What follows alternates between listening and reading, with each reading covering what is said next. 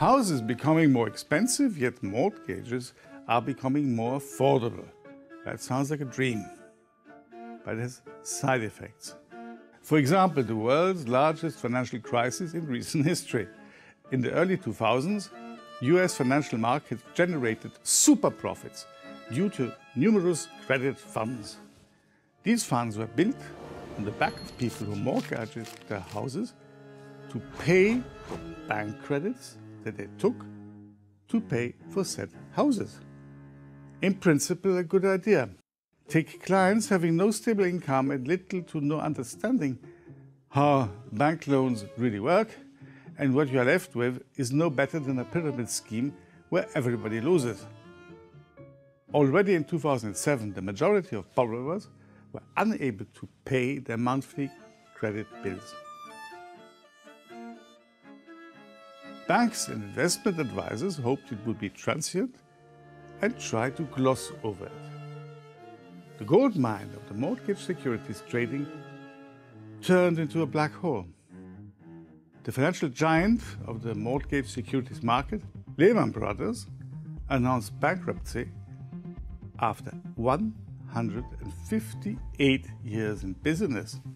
By 2008, the bank managed to issue mortgages for $680 billion with a capital of $22.5 billion. See the difference?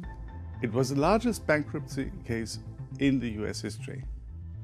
Unemployment in the United States doubled, and the epidemic of financial catastrophe spread all over the planet. Congress began with basic anti-crisis measures, such as tax cuts, increased unemployment benefits, and distribution of food stamps that allowed people to meet immediate basic needs.